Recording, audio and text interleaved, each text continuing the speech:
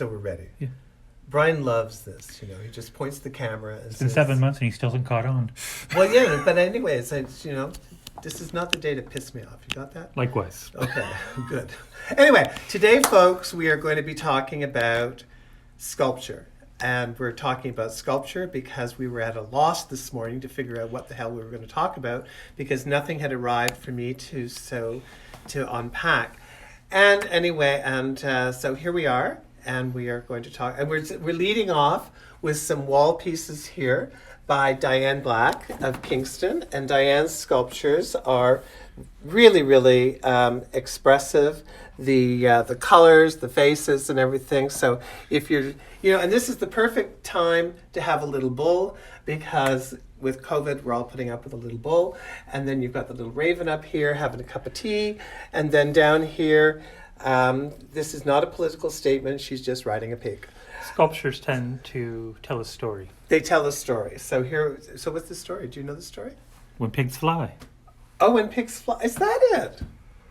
Oh my God, I never even thought of that. I thought she was just riding a pig. How do you know it's flying? Where's the title, Jonathan? It says when pigs. Yeah, and she's riding a pig and it's flying. Okay, so Brian has got this down pat. Now,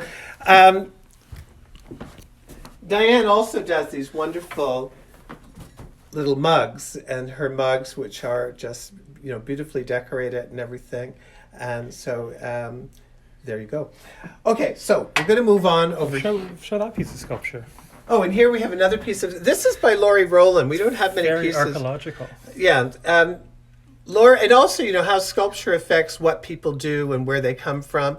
Laurie is living on the coast in Seychelles. Her partner is a boat builder, and when boats sink, and as they deteriorate, the shadow of the boat ends up on the bottom. So this sort of references that after the boat has sunk and after it's actually it's a salvage boat. So maybe they've just picked up some stuff. Maybe I've got that all wrong. Anyway, so over here, it's amazing what can become sculpture when you elevate it. Here we have this. Is that because it's on a pedestal? Exactly. That's exactly it. You put something on a pedestal, you look at it differently. Smartass. So here we've got the. We've got this is a brick.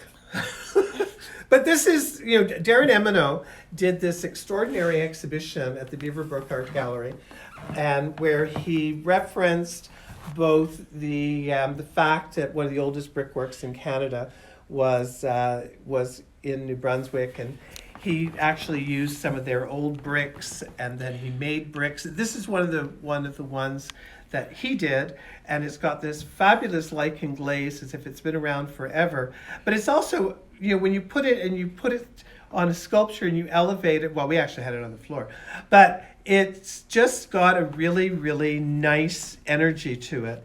And he only did two this size, I think.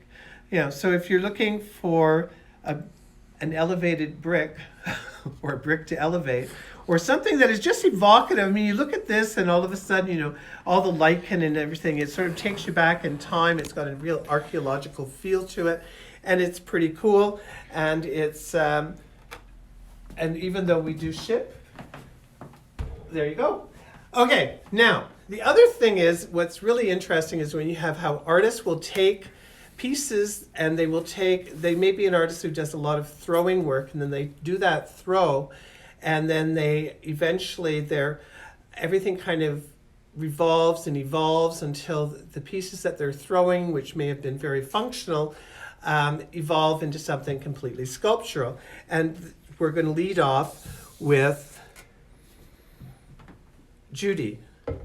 Now, Judy began her career as a functional ceramic artist. Her work was all functional. She did things like lamps and tea bowls and salad bowls and all kinds of stuff. And then from that, she moved on to maintaining her interest in the vessel.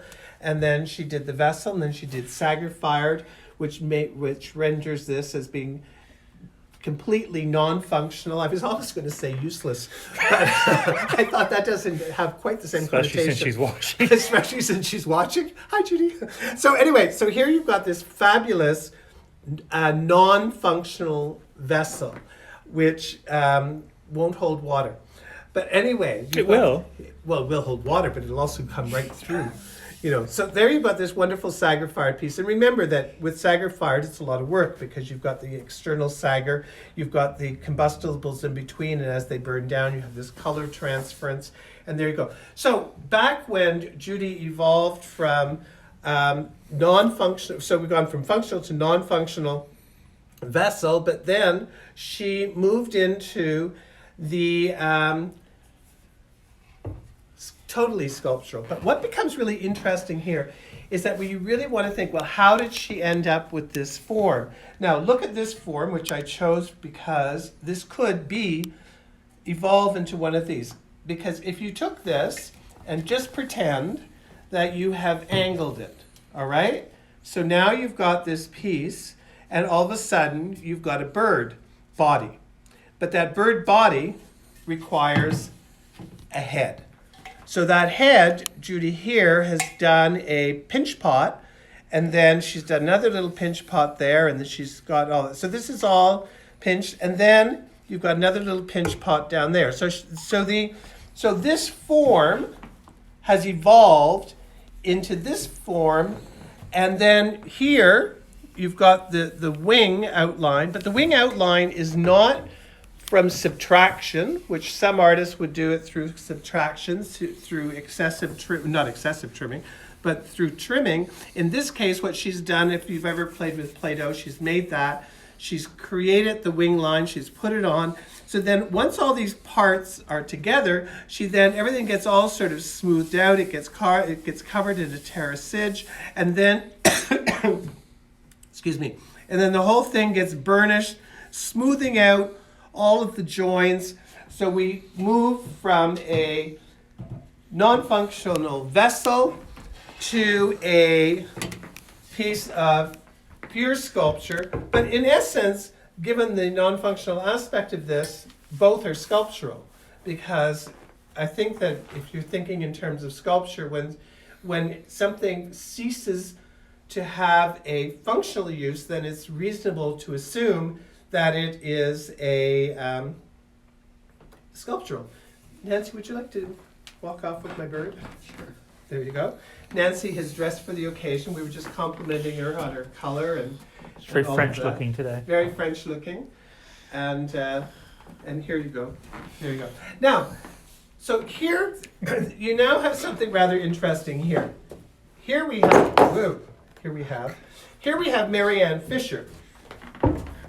Now, Marianne, whose work often has a humanist quality to it, decided that she was going to do a number of vases. So she created these extraordinary vases, which are just really, really very nice, almost a Barbara Hepworth type shapes. And she did these incredible non-functional vessels. But the reality is that Marianne's raison d'etre for creating often has a sculptural bend to it. So when she didn't feel comfortable with this, but look what happens as soon as you add the lid. Well, the lid takes that vessel form, and then it automatically elevates it or changes it, or it morphs into a very, very sculptural form. And here you've got, which really echoes her tall Madonnas that she did, but just everything very pared down.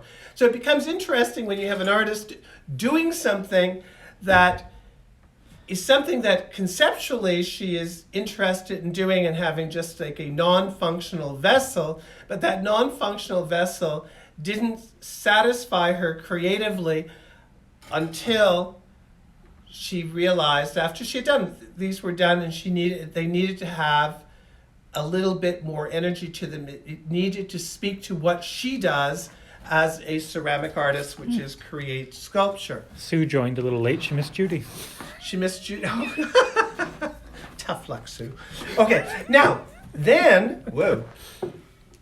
This becomes really interesting because if you remember when we were talking about Judy's work, we talked about how she took various forms that were both thrown and pinched, and they evolved into a non-functional bird form.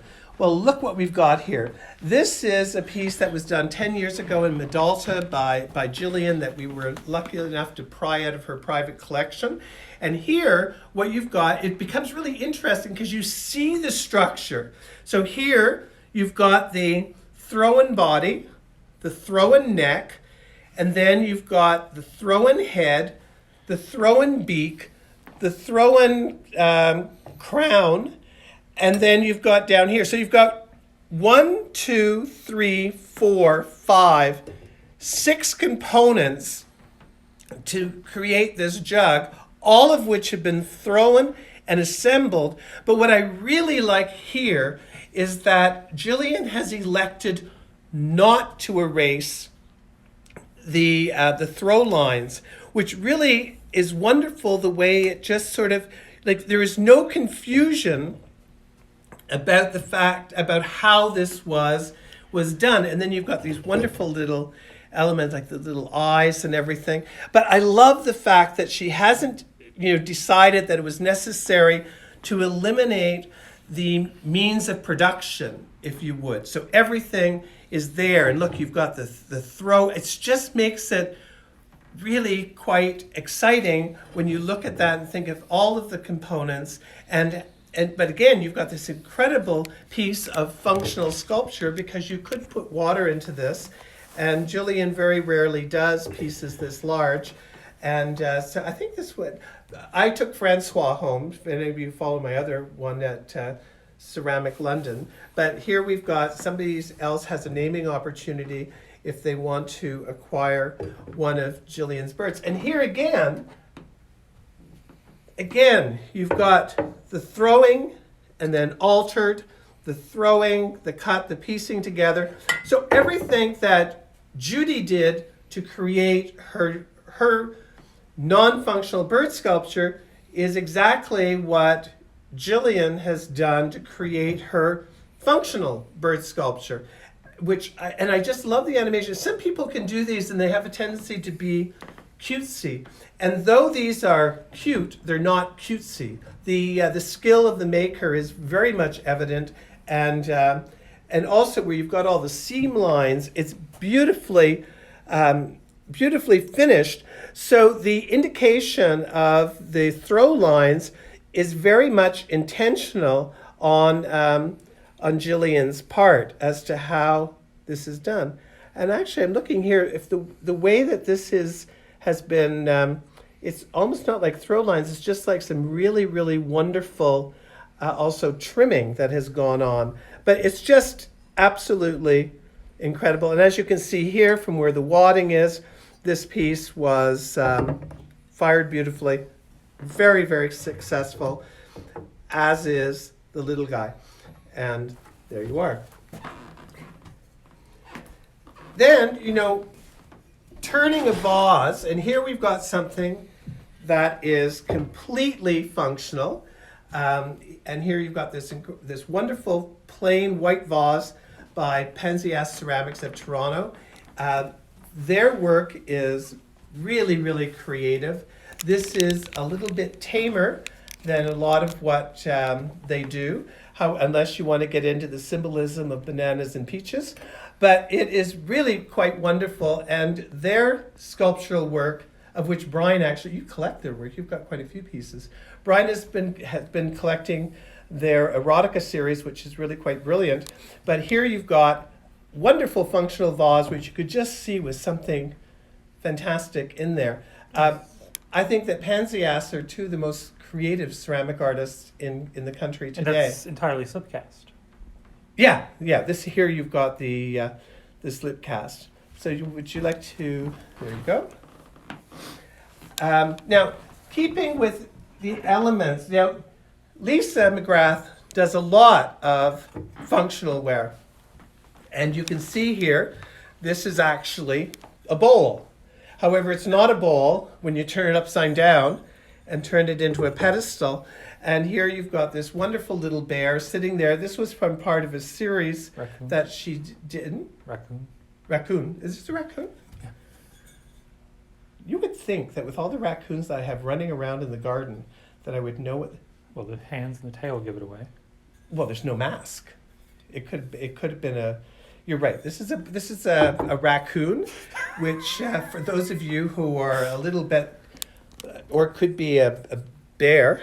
See, take away the tail. See, here you've got a functional bowl turned into a pedestal for a raccoon. But if she had accidentally broken off the tail, you would have had a bear. So there you go. A tailless raccoon. Or a tailless raccoon. Yeah, there you go. And here you've got this little bird. So here you've got this raccoon playing with its bird. There you go. Okay, and then there you've got, so you have a throw-in piece that has been, where the throw-in piece has been turned into a pedestal, such is the case here. And here you've got, Ari. Well, here you've got Doug. And what's really interesting here, you've got Doug here with, this was done, by the way, this is really important. This was done before COVID. And Doug Ford was not one of my popular people. However, one of the things that I will give him credit for is that he has been working his ass off collaboratively with Trudeau, with everybody. He has shown... Up until recently. Well, I haven't read the paper this morning. Anyway, but the thing is that he has shown a side of himself that has an element of compassion to it that I would not have said before because of his cuts to education, arts and culture, the environment, and healthcare. But anyway, my opinion of him is changed dramatically. Not enough to vote for him in the next election, but it has changed dramatically. Which so there you go. Do you want to take Doug away? Who made it? You didn't say. Oh, this is made by Keith Campbell. Yeah. Yeah. Okay, so then moving on and looking, so another example of somebody who does both functional ware and sculptural ware. And here we've got this wonderful bird by Pat Weber of Salt Spring Island. So here, the pedestal, as you can see, has been thrown, and just like Gillian McMillan's piece, it's also, here's where the wadding marks, and this piece was wood-fired, and as you can see, the flames, you've got that shiny breast there, so the flames would have been hitting it there, the bird acting as the backstop, and then you've got the ash falling down here, giving an absolutely wonderful finish. Pat's birds are absolutely wonderful. Is Kathy watching? Yeah. See, Kathy, you need another bird. So there you go, and there you have that wonderful bird. So again, so here you've got the throw-in piece, and then you've got the sculptured bird on top, and Pat's birds are absolutely wonderful. Now, another example of an artist who does both functional ware. Now here is really cool. This was done for the mini vase series. You've got this beautifully hand-painted little porcelain vase. And this is by Mindy Andrews of Calgary. But look how wonderful you can, again, you can see the throw lines, and then you've got this wonderful hand painting here covered in a clear glaze, totally functional little vase like that. But then what she has done is she has made this fabulous little pedestal, and the pedestal with all the little acorns and everything. So that element takes that little vase and it moves it into a different category. Excuse me. Did you see And that different. Did you see the roots on the vase? The roots on the where? The roots on the vase Yeah, the roots are right there. for the flowers. Yeah, they're the roots for that. Yeah, I got that too. Did I not point that out? Thank you for pointing that out. So Brian has mentioned that this is here. We've got the roots for these flowers, and there we have that very wonderful sculptural base.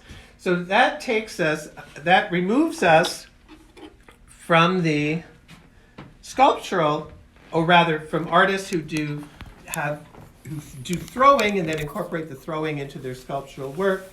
And it moves us over to people like Melissa LeBlanc of New Brunswick. Now Melissa here has done these incredible birds, but these are obviously completely hand modeled, hand sculpted, and hand painted. What I really love about Melissa, when she does the head, and she's got the form, it's when she gets the expression on their face that determines how she's going to dress them. So here you've got this pompous bird, dressed very much in, all the lovely, the little vest, the tie, and all of that, looking extremely pompous. And here we've got his browbeaten wife in her Sunday go-to-meeting clothes. But it really is quite wonderful what she's done. And then Nancy is anticipating here by bringing over the squirrels. And here we've got, she did these for us because there are so many squirrels in London. And so she did all of these little squirrels for us. The squirrels have, so if you're looking for somebody that you think is nuts, feel free to send them a squirrel. Perfect little, and remember, Christmas is coming up. So if you're wanting to do some Christmas shopping, we will do a video just for you, walk you through and show you things in whatever price range you're interested in, and then we will ship them off gift wrap to wherever you need. If it's in London, we will deliver it very close to Christmas. One of my favorite sculptors is Kirsten Abrahamson. Kirsten Abrahamson, currently teaching at Sheridan. Her figures are absolutely wonderful, magical, and it looks like she's made it with Tim Burton. But her figures are really quite delightful. This was one of three. This was based on, when you go to the fair and you throw things. So this is what that was on.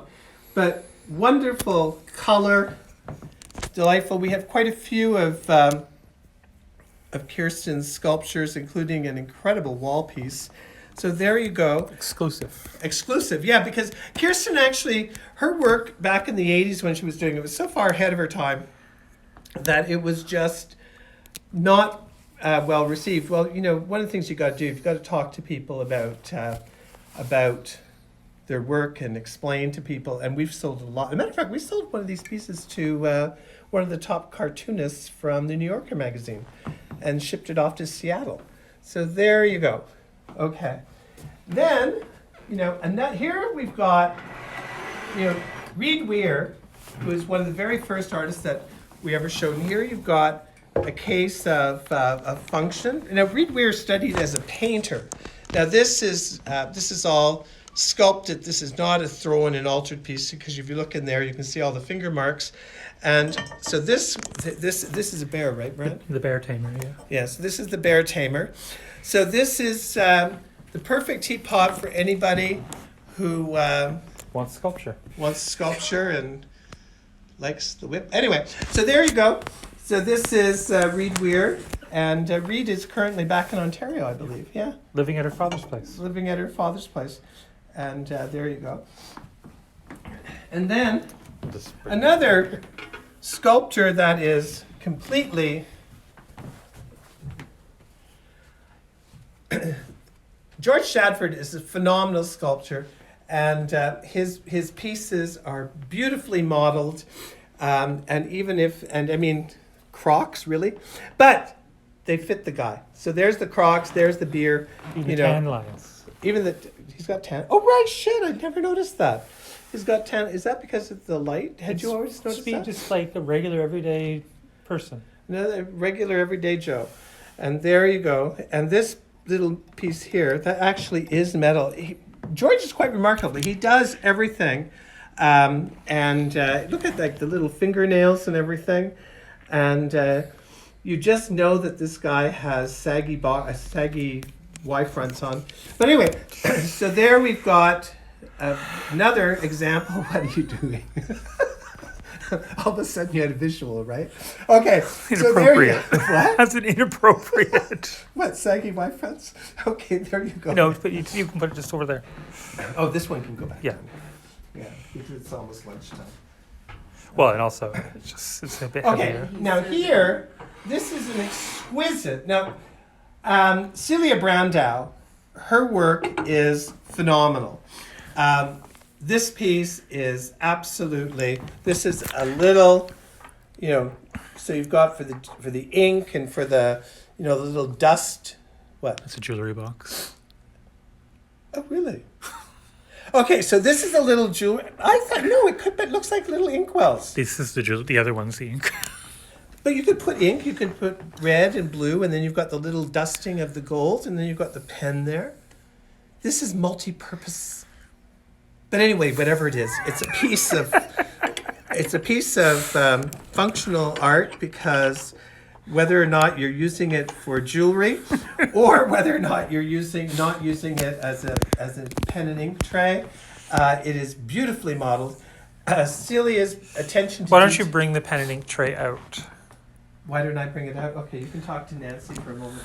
Well, I can go get it. Hi.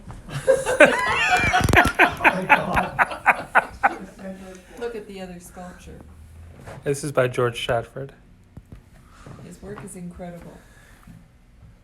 Okay, so here we have the pen and ink tray.